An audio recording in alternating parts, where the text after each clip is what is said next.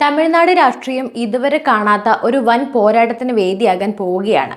ദ്രാവിഡ രാഷ്ട്രീയത്തിന്റെ മണ്ണിൽ താമര വിരിയുമെന്ന് കേന്ദ്ര ആഭ്യന്തരമന്ത്രി അമിത്ഷാ അത്രമേൽ ഉറപ്പിച്ച് പറയുന്നത് എന്തുകൊണ്ടായിരിക്കും?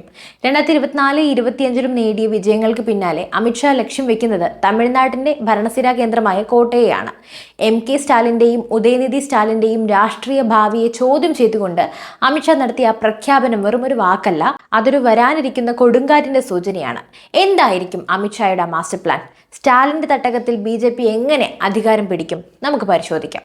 കുടുംബ ഭരണത്തിനെതിരെയുള്ള യുദ്ധം, അതാണ് ഇനി നടക്കാൻ പോകുന്നത്.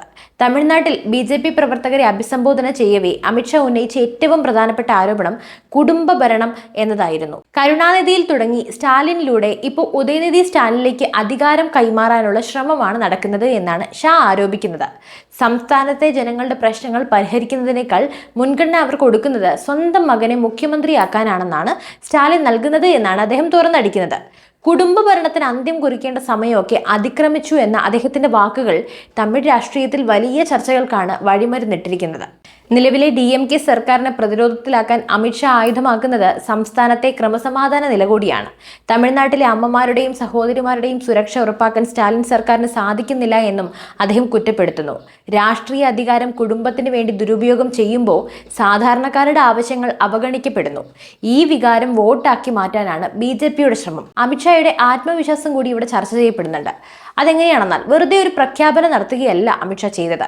പശ്ചിമ ബംഗാളിലും തമിഴ്നാട്ടിലും NDA സർക്കാർ വലിയ ഭൂരിപക്ഷത്തോടെ അധികാരത്തിൽ വരുമെന്ന് അദ്ദേഹം ആത്മവിശ്വാസം പ്രകടിപ്പിക്കുന്നു. ഇതിനു മുമ്പ് നടന്ന തിരഞ്ഞെടുപ്പ് ഫലങ്ങൾ BJPക്ക് നൽകിയ ഊർജ്ജം ചെറുതല്ല. ബീഹാറിലെല്ലാം കണ്ടതാണല്ലോ. ഈ തരംഗം ദക്ഷിണേന്ത്യയിലേക്കും വ്യാപിപ്പിക്കുക എന്നതാണ് BJPയുടെ അടുത്ത നീക്കം. തിരുച്ചിറപ്പള്ളി വിമാനത്താവളത്തിൽ ലഭിച്ച ഊഷ്മളമായ സ്വീകരണം പാർട്ടി കേഡർമാരുടെ ആത്മവിശ്വാസവും ആവേശവും വർദ്ധിപ്പിച്ചിട്ടുമുണ്ട്. 2 ദിവസത്തെ സന്ദർശനത്തിനിടെ കേവലം പ്രസംഗങ്ങൾ കൊണ്ട് അദ്ദേഹം ഒതുങ്ങിയില്ല.